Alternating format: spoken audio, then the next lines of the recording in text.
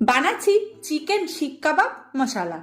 200 গ্রাম boneless chicken, সাথে নিচ্ছি কয়েক কোয়া রসুন, আদা, কাঁচা লঙ্কা, সামান্য লেবুর রস আর সাথে গরম মশলা গুঁড়ো দিয়ে জল ছাড়া পেস্ট তৈরি করে নিয়েছি। স্বাদ মতো নুন, 2 টেবিল চামচ ছাতু দিয়ে মেখে নিচ্ছি। সামান্য তেল দিয়েও মেখে নিলাম। আবার এরকম লম্বা শিকে চিকেনের পেস্টটা গেঁথে নিলাম। তাওয়া গরম করে সামান্য তেল দিয়ে শিক কাবাবটা ভেজে তুলে নেব। কড়াইতে তেল গরম করে নিলাম। দারচিনি, লবঙ্গ, তেজপাতা ফোড়নে দিয়ে দিলাম। 2টি পেঁয়াজ কুচি দিয়ে ভেজে নেব। এখানে আদা, রসুন, টমেটো, কাঁচা লঙ্কা একসাথে পেস্ট করা আছে দিয়ে দিলাম। স্বাদ মতো নুন, হলুদ গুঁড়ো, জিরে গুঁড়ো, কাশ্মীরি লঙ্কা গুঁড়ো দিয়ে কষে নেব। দিয়ে দিচ্ছি হাফ কাপ কাজু বাদাম বাটা, দিয়ে দেবো 2 টেবিল চামচ ফেটানো টক দই, দিয়ে দিচ্ছি সামান্য চিনি। এখানে সামান্য গরম মশলা গুঁড়ো দিয়ে দিলাম। কাবাবগুলো পিস করে কেটে রেখেছিলাম দিয়ে দিচ্ছি।